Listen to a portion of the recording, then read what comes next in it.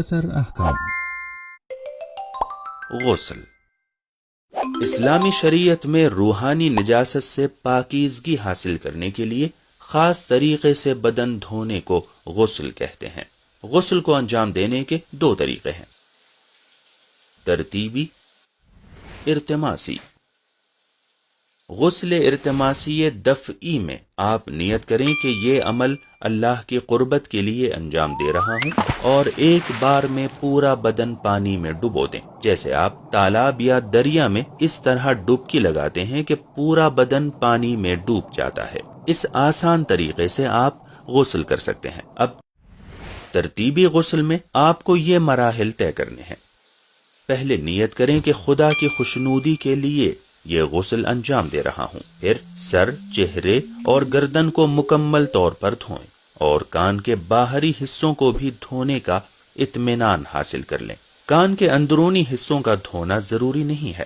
پورے بدن کے دھل جانے کے اطمینان کے لیے بہتر ہے کہ بعد والے اعضاء کا تھوڑا حصہ بھی دھو لیں۔ یہاں پر دھونے سے مراد یہ اطمینان حاصل کرنا ہے کہ پانی جلد تک پہنچ گیا ہے۔ یہ کام شاور یا نل کے نیچے کھڑے ہو کر یا لوٹے سے پانی ڈال کر انجام دے سکتے ہیں۔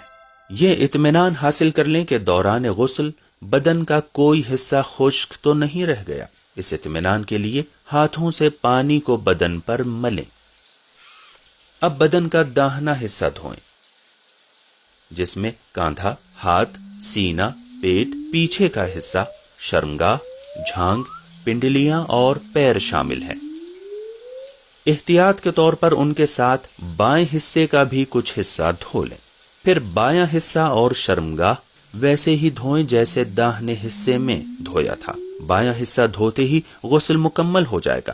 اہم بات جان لیں کہ بعض علماء بایاں کاندھا دھونے سے پہلے داہنا کاندھا دھونے کی شرط نہیں لگاتے ہیں۔ وہ کہتے ہیں کہ سر اور گردن دھونے کے بعد بدن کے بقیہ حصوں کو دھونا چاہیے۔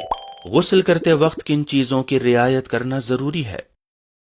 پانی پاک ہونا چاہیے، یعنی نجس نہ ہو، مباح ہونا چاہیے، یعنی غصبی نہ ہو، مطلق ہو، یعنی اس میں کچھ ملا نہ ہو اور اس میں کوئی چیز گھولی نہ گئی ہو۔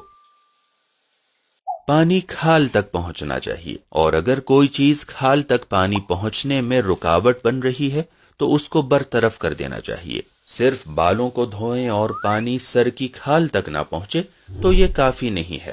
غسل سے پہلے اعضاء بدن کا پاک ہونا ضروری ہے، اور اگر غسل کے دوران ہی وہ پاک ہو جائیں تو بھی کافی ہے۔ یہ عمل ترتیب سے انجام پانا چاہیے، اس طرح کہ سب سے پہلے سر و گردن دھوئیں اور اس کے بعد جسم کا باقی حصہ دھوئیں۔ ہمارے بعض علماء کے مطابق بائیں حصے کو دھونے سے پہلے داہنے حصے کا دھونا ضروری ہے۔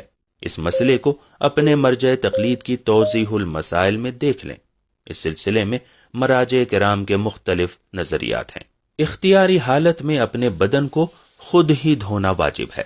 اگر آپ کسی عذر کی وجہ سے پانی کا استعمال نہیں کر سکتے ہیں یا اس کا استعمال آپ کے لیے نقصان دہ ہے تو آپ غسل کے بجائے تیمم کریں۔ کچھ ایسے نکات ہیں جن سے غسل کرنا آسان ہو جاتا ہے۔ پہلا یہ کہ بدن کا اوپر سے نیچے تک دھونا ضروری نہیں ہے، بلکہ یہ اطمینان حاصل کر لینا ضروری ہے کہ پانی کھال تک پہنچ گیا ہے۔ دوسرا یہ کہ پے در پے اعضاء کا دھونا لازمی نہیں ہے، بلکہ سر و گردن کو دھونے کے کچھ دیر کے بعد بھی بدن کا باقی حصہ دھو سکتے ہیں۔ تیسرا یہ کہ بعض مراجع تقلید کے مطابق واجب اور مستحب دونوں غسل وضو کے لیے کفایت کرتے ہیں، یعنی غسل کے بعد وضو کرنے کی ضرورت نہیں ہے۔ چوتھا یہ کہ آپ ایک ہی غسل میں متعدد غسلوں کی نیت کر سکتے ہیں۔ مثال کے طور پر ایک ہی غسل میں غسل جنابت اور غسل جمعہ دونوں کی نیت کر سکتے ہیں۔